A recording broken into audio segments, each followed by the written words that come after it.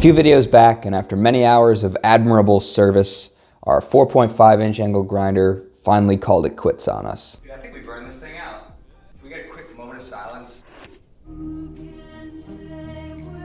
However, I was pretty sure it was just the brushes, and Harbor Freight and many other manufacturers will send you replacement brushes with the tool when you buy it, because these do wear out. And so today, in this TYRANIS tip, I'm going to show you exactly how to replace these brushes.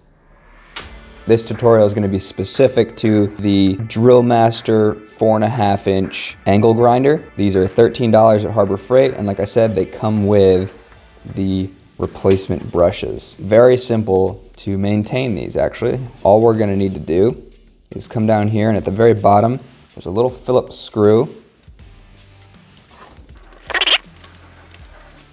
And this isn't retained, so make sure you grab it so you don't lose it. At that point, this entire handle piece slides right off, revealing the internals. It should go without saying, by the way, that you should have this unplugged before doing any of this. So what we're looking for is these right here. These are the brushes. You can see there's one here, and well, there's our problem. These brushes are beat. You can see this one's just falling apart. So I'll go ahead and I can take this out of here. This is our actual brush. When these brushes wear out, they can no longer make contact with the electric motor the way that they need to, and so your tool no longer works. So all we got to do is pop both of these out, and the reason I have this little screwdriver is these can be a little tricky to get out. If you look closely right here, there's a tab, and the same on the opposite side. That's what these little brushes hold on into. So when we pop this up and out, you can see this one's in better shape, and it's got the little tabs on there to hold itself in. So those are out of the way. Take a peek inside. If it looks good and there's no damage, we'll go ahead and we'll put the new ones in. So here's our brand new brushes, and these are gonna slot right in, right where the old ones came out. You may have to bend these little ears in a little bit to kind of get them to fit in nicely.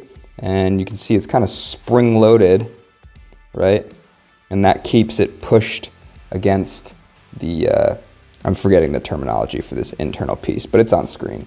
Pushes against that thing and completes the circuit, and that's what we need. So again, here we go. Got the little ears on there. I gotta get those into the holes.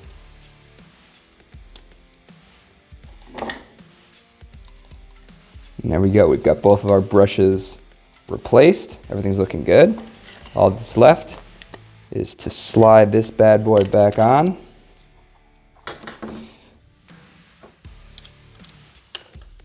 Tighten her down.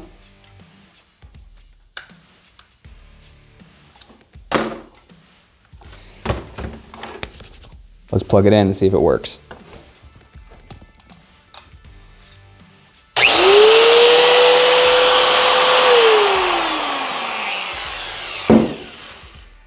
And there you have it.